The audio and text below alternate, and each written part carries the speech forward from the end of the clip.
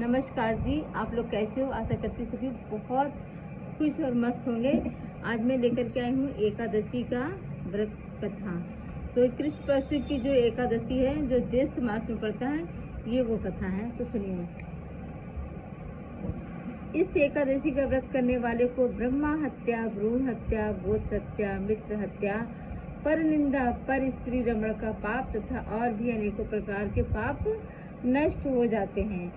झूठी गवाही देने का पाप, झूठा चिकित्सक बन रोगियों को मारने का पाप और भी अनेकों प्रकार के पाप अपरा एकादशी का व्रत करने से निस्संदेह ही नष्ट हो जाते हैं। कार्तिक मास में पुष्कर में स्नान करने का जो पुण्य फल होता है, वह माघ मास में प्रयाग जी में त्रिवेणी स्नान एवं वेणी माधव के दर्शन करने का जो पुण्य फल होता है, तथा फागुन मास में शिवरात्रि करने एवं काशी जी में भगवान विश्वनाथ जी के दर्शन का जो पुण्य फल प्राप्त होता है, वह सब पुण्य फल एकमात्र अपराध एकादशी का व्रत करने से होता है।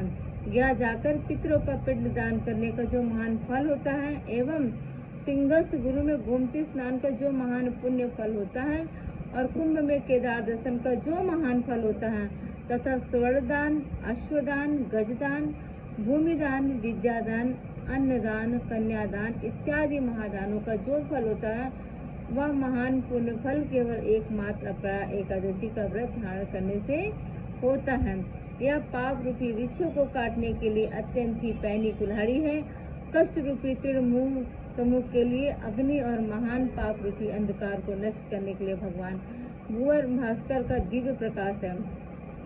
कहने का तात्पर्य है कि अपरा के समान पापों को नष्ट करने वाला कोई भी पुण्य फल नहीं है। अतएव पापों को नष्ट करने की कल्पना करने वाले एवं अक्षय पुण्य फल को प्राप्त करने के लिए अपरा एकादशी का व्रत करना अत्यंत आवश्यक है।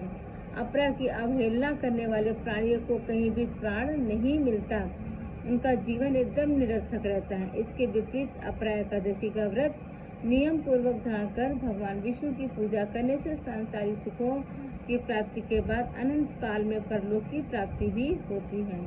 राजन, आप तो स्वयं सर्वव्यापक अंतर्यामी, जन मनोरंजन, दुख विभंजन आदि पुरुष हैं। आपको क्या यह व्रत तो मैंने आपको लोकोपकार के लिए सुनाया। इसको पढ़ने एवं सुनने से लोग पापों से मुक्ति पाकर विष्णु लोक में निवास करेंगे।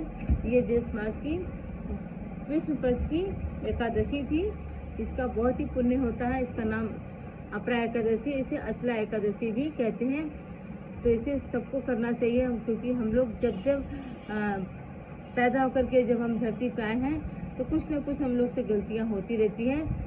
तो कितने झूठ बोले होंगे बचपन में, कहीं चोरी किए होंगे, चाहे किसी का नींबू ही चुराए हों, किसी के पेड़ों से अमरूद चुराए हों, इस तरह से छोटे छोटे हमने पाप किए होंगे, तो उसका भी सब निवारण हो जाएगा। तो हमें इसका व्रत जरूर से करना चाहिए। अगर आपको ये कहानी स्टोरी अच्छी लगे एकादशी की, तो आप जरूर से लाइक कमेंट करके शेयर कर दीजिएगा दोस्तों। यही मेरी आपसे कामना है। धन्यवाद।